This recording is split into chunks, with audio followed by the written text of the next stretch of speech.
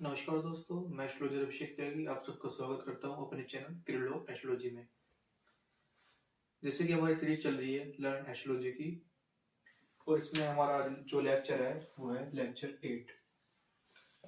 पिछले लेक्चर में मैंने आपको बताया कि ग्रहों की उच्च राशि कौन सी होती है और ग्रहों की नीच राशि कौन सी होती है, यानी कि ग्रह कौन सी राशि में सबसे ज्यादा अच्छा रिजल्ट देंगे और ग्रह कौन सी राशि में अपना सबसे बैड रिजल्ट, सबसे खराब रिजल्ट देंगे। आज जो हमारा टॉपिक है जन्म कुंडली का, वो है जो हमारे कुंडली में भाव होते हैं, यानी कि कौन से घर इसमें अच्छे होंगे, कौन से स्थान इसमें खराब होंगे, कौन से स्थान सबसे ज्यादा खराब होंगे। यानी कि आपने सुना भी होगा कि केंद्र स्थान हमेशा अच्छा होता है, त्रिकोण हमेशा अच्छा होता है, त्रिक भाव बुरा होता है।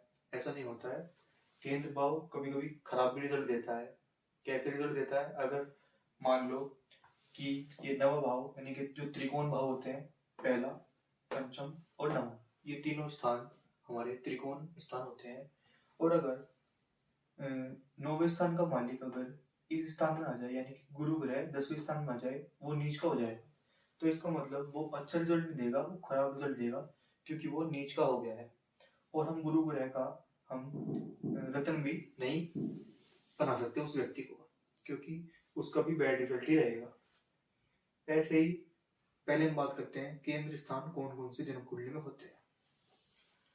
पहला स्थान, चौथा स्थान, सातवां स्थान और 10वां स्थान, ये जो कुंडली के जो केंद्र यानी कि सेंटर है, ये चारों स्थान, चारों भाव कुंडली के केंद्र भाव होते हैं।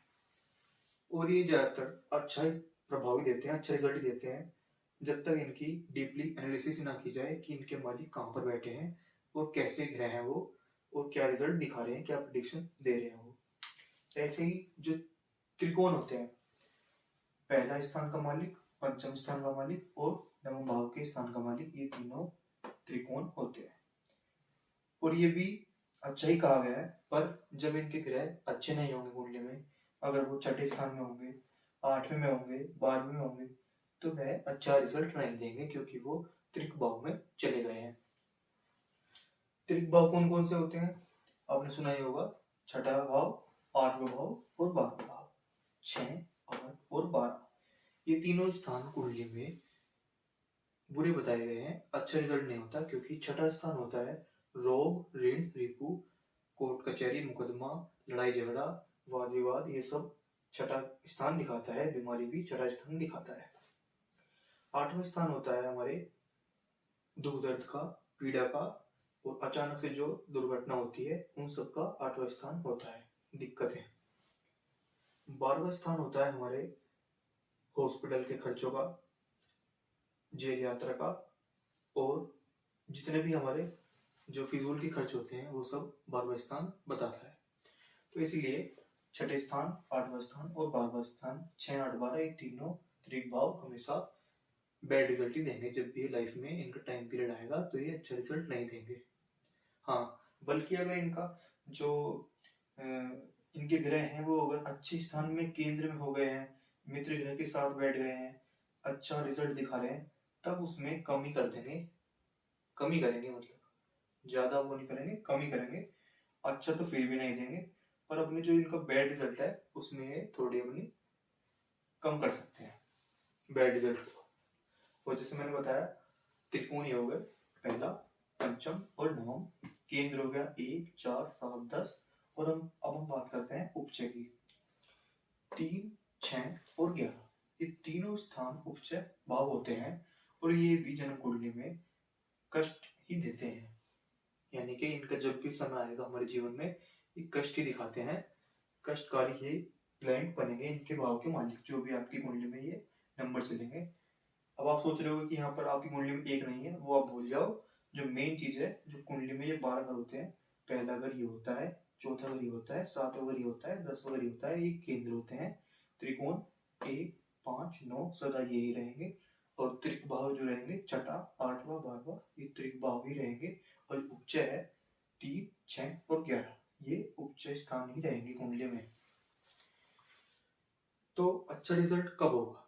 अच्छा रिजल्ट तब होगा जब भी केंद्र के और त्रिकोण के जो स्वामी हैं वो अच्छा योग बनाकर केंद्र में बैठे हों, या फिर त्रिकोण में बैठे हों तब वो अच्छा होगा।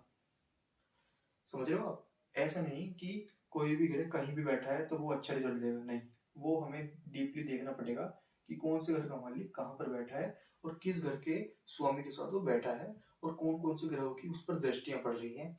तब जाकर किसी चीज का निष्कर्ष निकलता है, प्रिडिक्शन निकलती है कि लाइफ में कौन सा इवेंट होने वाला है। जैसे मैंने आपको बताया, छठा स्थान हमारे लड़ाई झगड़ों का, कोर्ट केस का, लिटिगेशन का, कंपटीशन का होता है, बीमारी का होता है।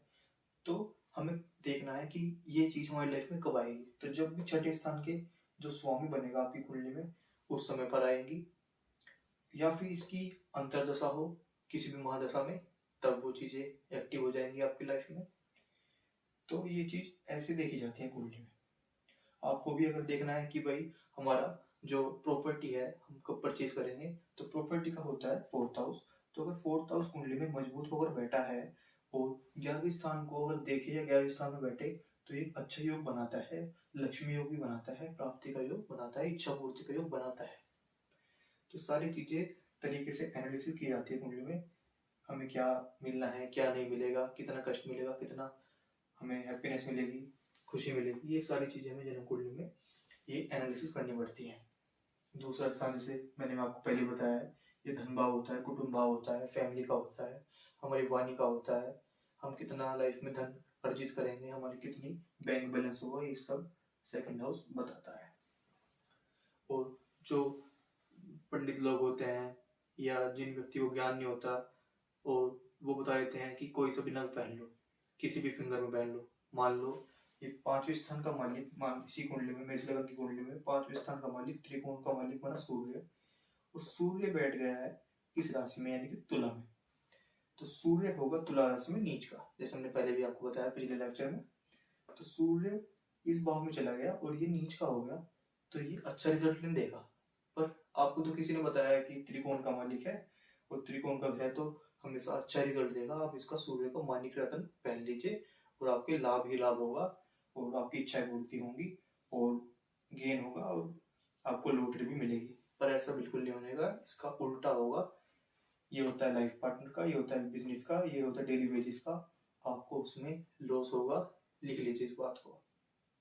और जो अच्छे रत्न यानी कि हमें रत्न जो सजेस्ट करने होते हैं वो कुंडली को प्रॉपर देखकर बताए जाते हैं कि कौन सा रत्न पहनना होता है। केंद्र का और त्रिकोण का जब भी कॉम्बिनेशन अच्छा बनेगा, अच्छा योग बनेगा, उसी हिसाब से रत्न का बताया जाता है कि कौन सा रत्न पहनना चाहिए। तो आपको आज का ये लेक्चर पसंद आया हो, लेक्चर 8, तो वीडियो को लाइक करें और चैनल को सब्सक्राइब जरूर करें, शेयर करें वीडियो को।